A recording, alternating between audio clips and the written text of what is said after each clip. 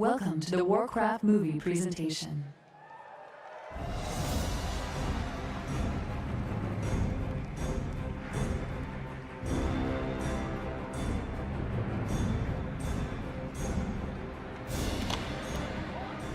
Hello everyone, I am Chris Hardwick. I am hosting your panel today for the Warcraft movie.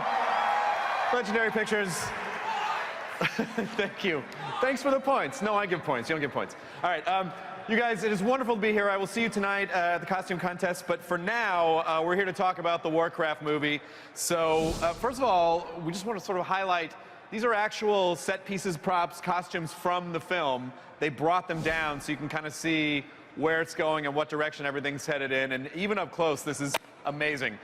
So I want to start by introducing a few people out here who are going to talk to you and give you the details that I'm sure you want to hear. So please welcome director of the Warcraft film, Duncan Jones, Blizzard Senior VP of Story and Franchise Development, Chris Metzen,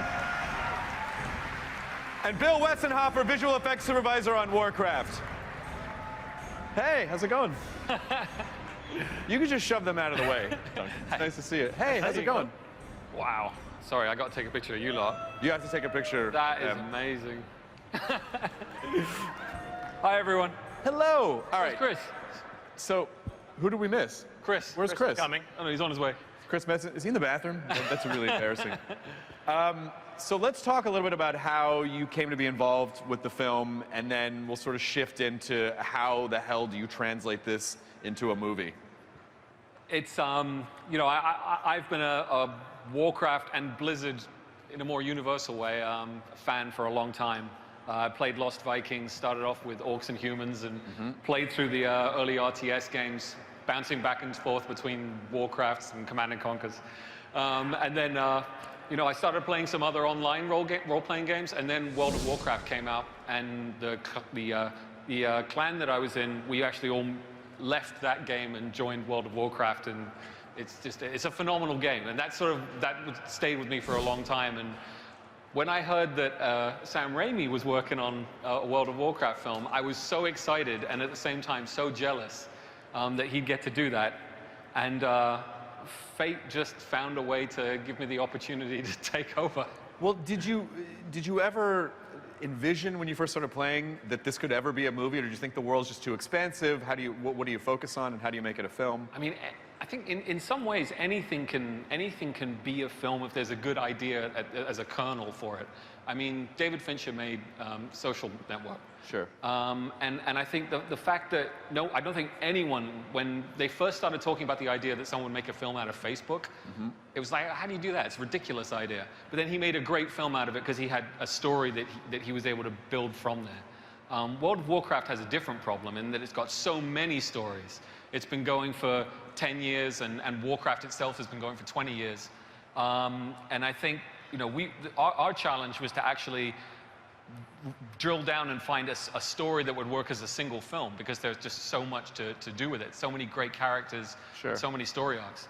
And we went right back to the beginning, right back to the start, and looked at, you know, what was the original story in Orcs and Humans, and it was about these two peoples that were in a conflict that was absolutely unavoidable.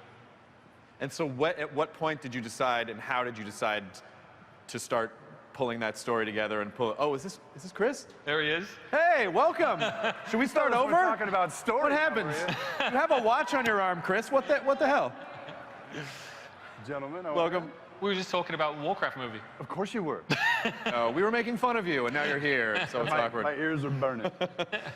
So we were just sort of talking about, like, how do you translate this into a movie, and then what were the first steps? How did you begin? How did you break ground on the process? Well, there was a pre-existing project that Sam Raimi had been doing, and it was, in my opinion, very human-centric, very alliance-centric, and there was, I think, an approach that, in my opinion, didn't put the orcs in the best light. Sure. And you know, as in the game where you could choose which side to be on, I thought it was really important that we made a film which allowed you to be on either side of the conflict, really, and followed through heroes from both sides. Sure. So in our case, it was following Lothar's story and Durotan's story, of Durotan of the Frostwolves, and again, how did these two heroes find themselves in a conflict that you would hope they'd be able to avoid, but they just can't. So you're essentially almost making two movies, right? Because you're making from the side of the Alliance and then from the side of the Horde. So how are you balancing that throughout the process? Well, on a narrative level, I mean, there's been an incredibly long history of war movies, but telling a story where you really allow the audience to empathize and feel for both sides is unusual in war movies alone, let alone fantasy films where normally, the monsters are portrayed as villains. And in our case, the orcs were a group that we wanted to really allow the audience to care about. It's really the ultimate race war, this movie that you're trying to make. And also, it's kind of scary because you, as the Warcraft community, I'm going to say you're a very passionate group. So, I mean, talk about the pressure of, you do not want to piss these people off. So, how... Yeah, don't do that. You don't want to do that. And obviously, I think one of the most difficult things when you're translating a game to a film, I think it's even more intense than translating a literary work, because, you guys know when you play a game, like, you emotionally connect to that game in a very specific way. And if it's not translated in a way that represents how you connect with the game, then you get mad, and then you go to the internet and you swear a lot. So, at people who may or may not deserve it. So, how are you staying true to what you believe is the essential quality of Warcraft, and how do you feel you're going to represent this for the fans?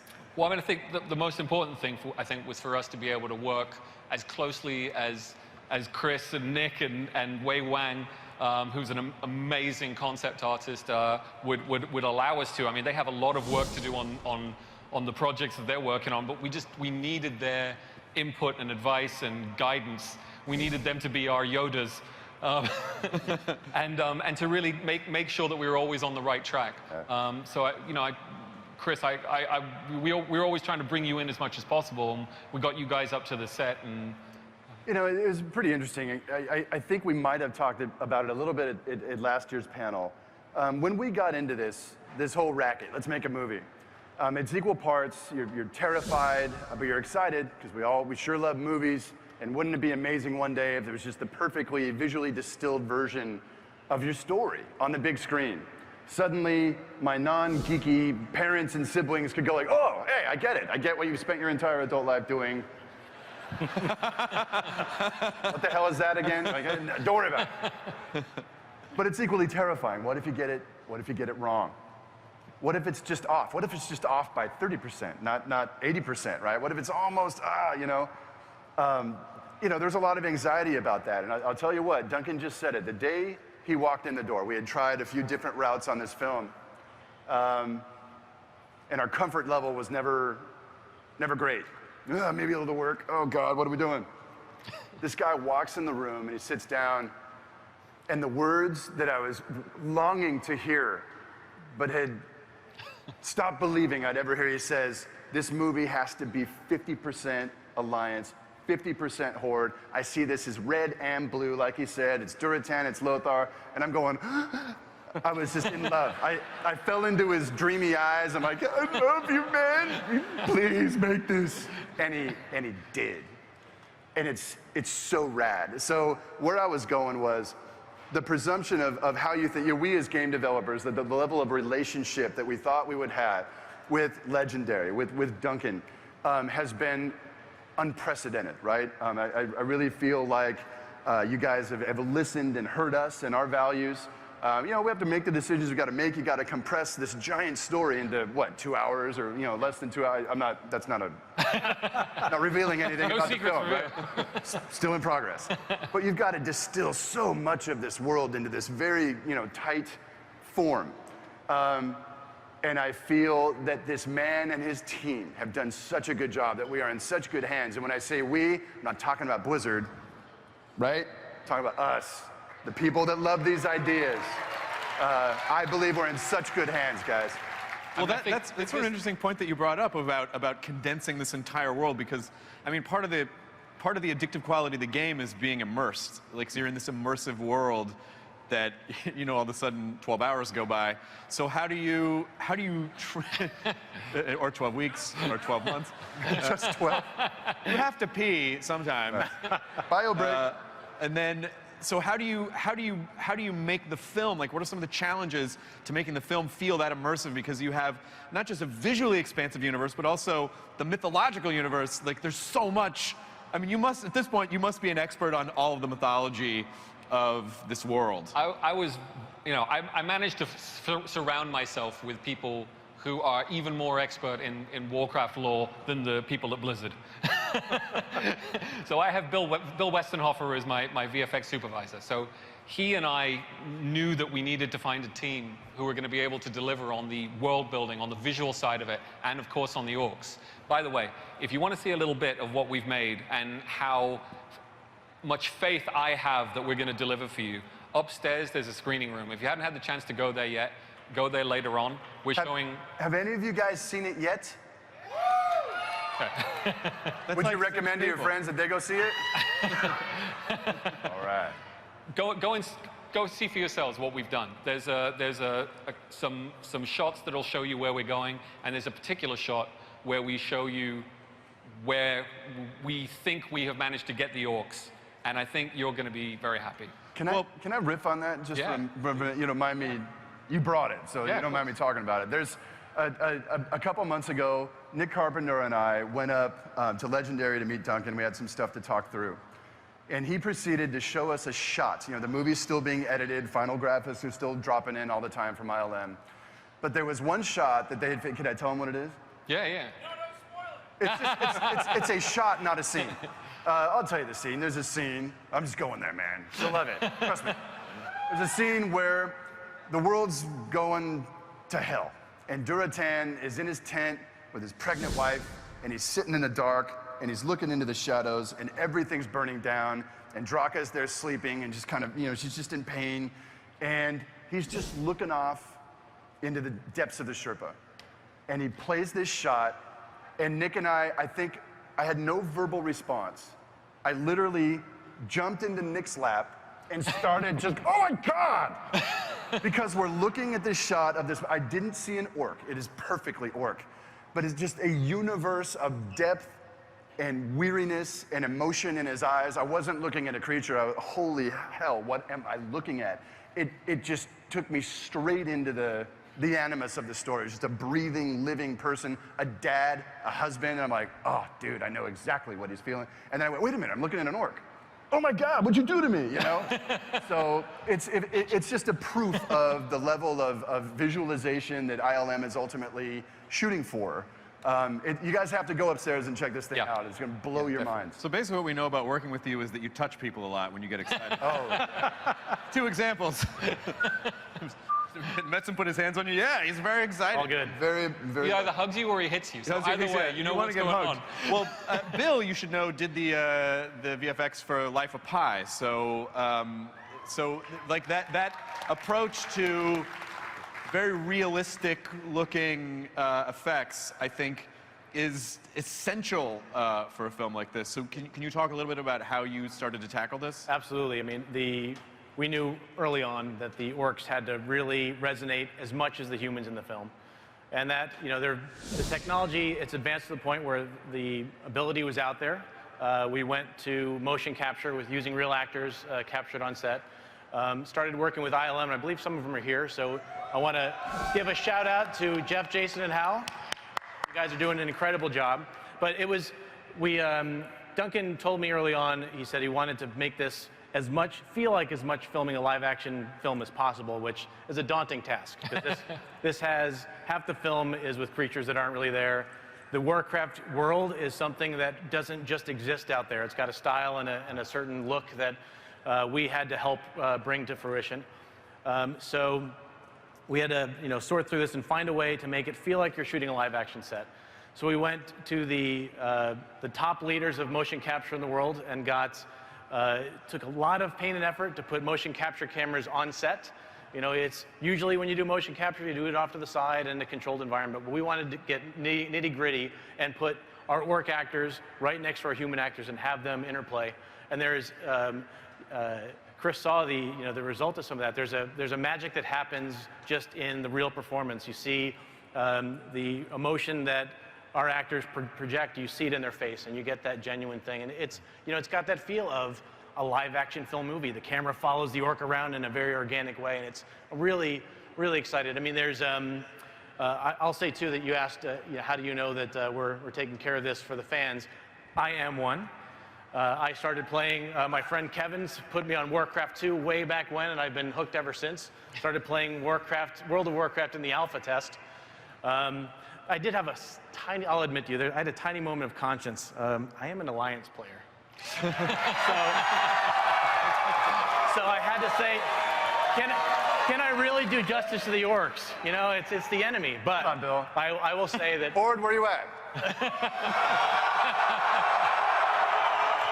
Just checking. Sorry, man. Out of respect for all of you who have ganked me, we're delivering you some orcs that I'm very proud of. There's one effect that I hope is in the movie that was in the old game that I doubt you put in there, but do you remember how if you just poked a sheep a bunch, at a certain point it would just go, "Baram you," and then explode? That's awesome. That would be amazing. Yes. If you could do that. All right. Oh, okay, good. I did work on Babe, so that would be very appropriate. What are some of the, like, how is this different from other films that you've worked on, and how's your approach been different, and what's been super fun about it? What's been super fun is just, from a fan, you know, I got to stand in Stormwind, like a physical recreation of it. You know, that was awesome. I mean, the thing is, it was not virtual. No. Yeah. All of the, well, actually, on this side here, these are costumes and props that actors were using. These are photo references, so these are not necessarily in the scale of our orcs. Right. Some of them are, some of them aren't. But we also built sets. We built locations. We built a lot of places that you know and love, and we built them to a fidelity where we could move around in these environments, go up close to stuff, look at signs, look at, you know, I mean, it was all there. Guys, I got to stand in the middle of the main street in Stormwind. And there's the mailbox, and there's the bulletin board. I had tears in my eyes. Like the bulletin board, and there's little, parchment things like, wanted, hogger, and the Fargo Deep Mine. I'm going, holy shit. Just the level of detail, the level of craftsmanship, it was overwhelming, just absolutely overwhelming. What, you were gonna say something else? Yeah, so that was that's the most fun part, is, working on content that I love. From a technical standpoint, the challenge is that just about every single thing that you can do has to be done. With motion capture on set was a incredible technical challenge. It's hard enough when you have a controlled environment where you have smoke and cameras and you're trying to get things to work. What was really cool, I'll geek out just a little bit, we were able to get to the point where our camera operator could see through his viewfinder, as he's filming the scene, he could see a digital representation of the orc as he's filming it. So our actors would be translated in real time, converted into an orc, and they could see it. So you get that really, if you're gonna film a war movie and you want to be in the nitty gritty, you want to follow all those little details and movements. That was something we were able to do, and we're really proud of how that turned out. I think it adds a nice organic quality to the end result. But then, and it's just getting the details of the skin right in the orc, and all, there's so many little things to get right while delivering an amazing story to a... And I got to hang out in the Lion's Pride. That's true, yes. Have a mug at the end. So I think now is a good time to start talking about which characters we're gonna look at. Maybe, because oh, right. So, but at least as a heckler, you were like, yes, please. Like, get on with it. Yeah, it was very polite. So I think we can start revealing, let's start on the Alliance side. Lothar, we can talk about? Yeah, so we have Lothar is kind of our Alliance lead, and that's Travis Fimmel, who's going to be playing him. If you watch Vikings, you know him from that show. He's an amazing, incredibly charismatic guy. Yes, he's very dreamy, and I'm getting lost in his eyes. Yeah. Don't look in his eyes. And Chris is going to put his hands on him again. There's a story there that I won't go into, but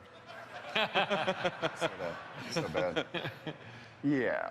He's an incredibly talented guy, a real personality as well. He brings something very unique to Lothar. Yeah. And so how, when you're casting these actors, Chris, are you sitting down with them and really giving them all of the, going deep on the mythology, giving them all the backstory, telling them everything that, or do they come in prepared? Are they already fans? I think that really lies more on Duncan's end. We had heard the casting intention. We're like, wow, that's crazy. Like that's really interesting.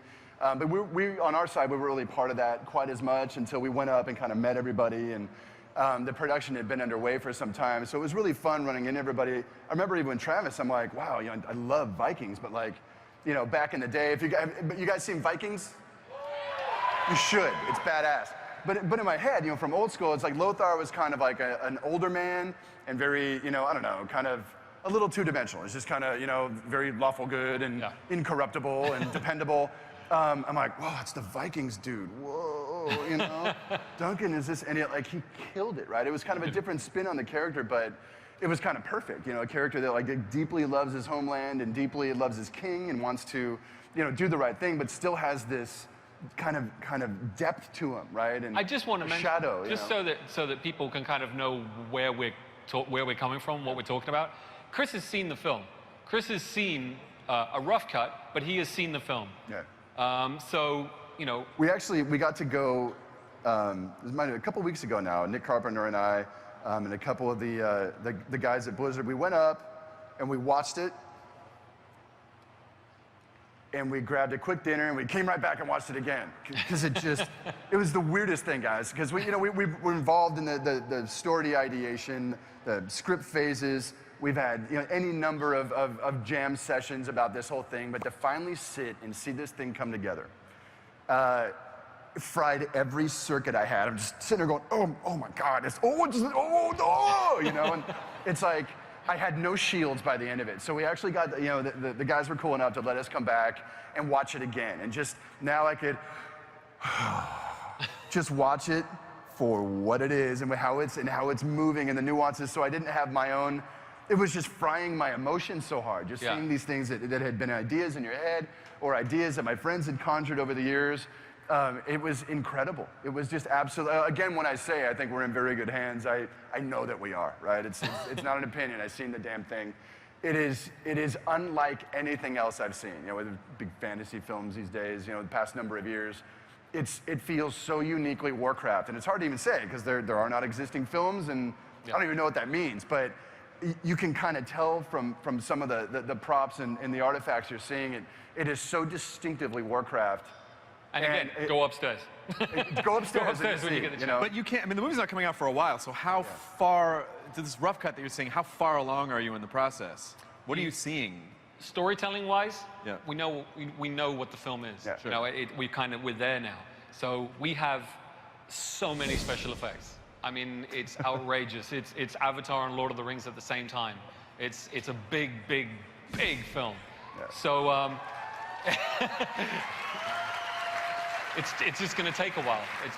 And really, just to reinforce this one thing, Duncan had said it earlier, it was the thing I longed for most. You figure that the component, you know, now you guys know what the storyline is. It's, you know, it's effectively the ultimate version of Warcraft 1.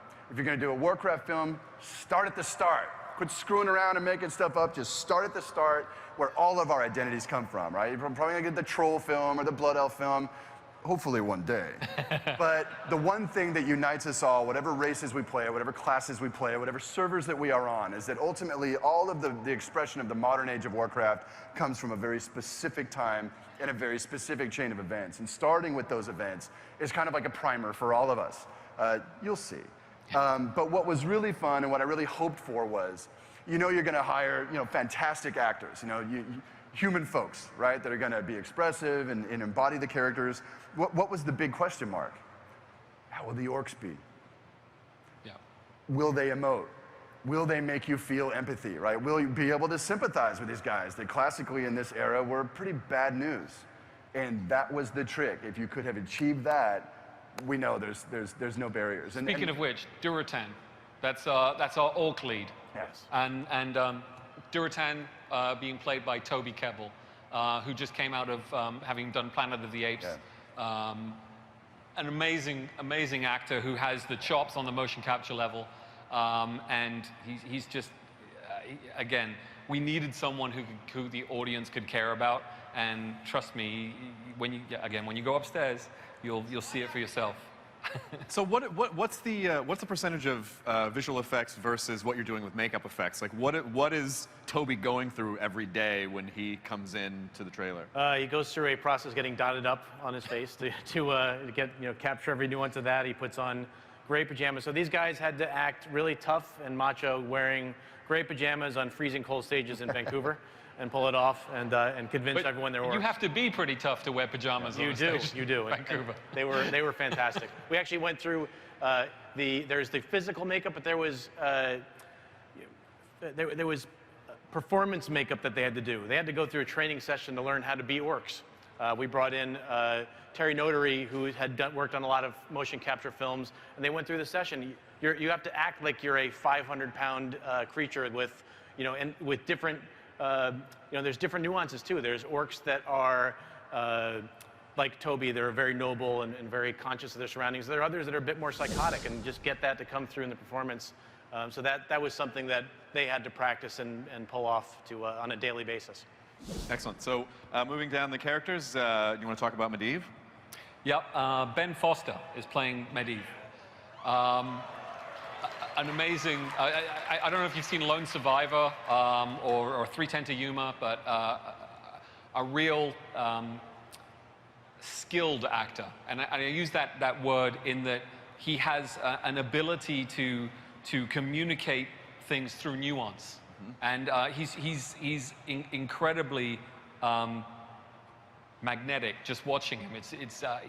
He's our Medivh, and it kind of feels like it's the right, I know it's the right guy for the character that we've created. He definitely channels, there's a lot of magnetism to him. And in so many ways, Medivh was kind of the rock star of this era, and everyone expected that this guy he would save the day and swoop in and take care of all of our concerns. And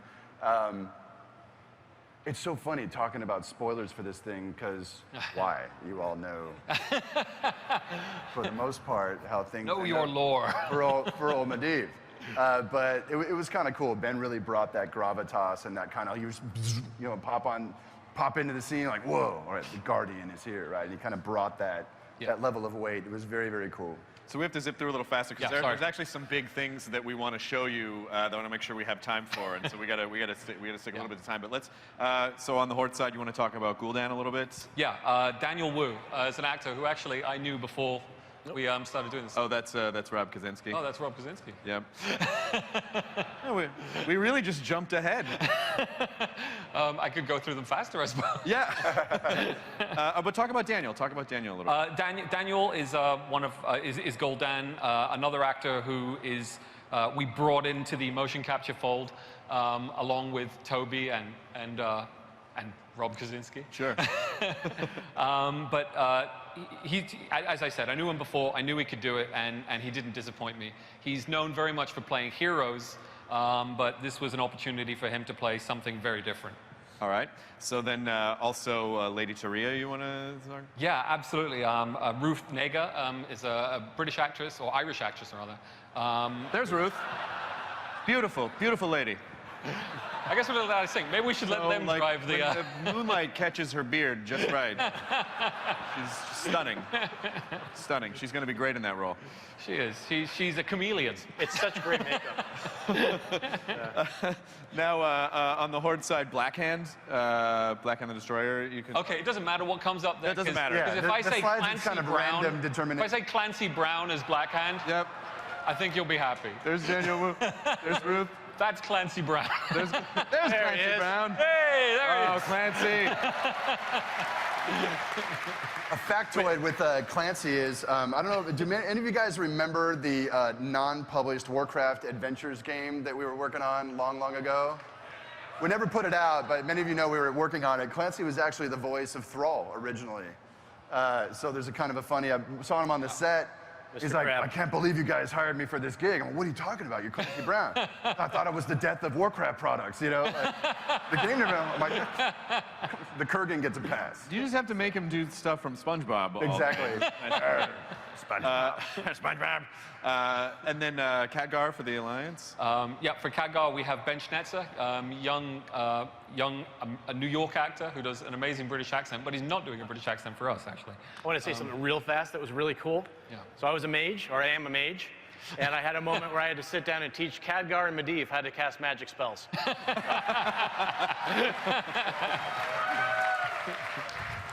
I always play mages too. I don't like, and these, Because when I was growing up, I wasn't very athletic, so I don't know how to attack things with my body. I just want to hurt things with words and lightning. Like, that's all I want. We should also mention that Jason, Jeff, and Hal are Warcraft players at ILM, and the magic, the unique look of the magic in our film is so true to Warcraft. They're so Warcrafty. Not like anything you've seen before either.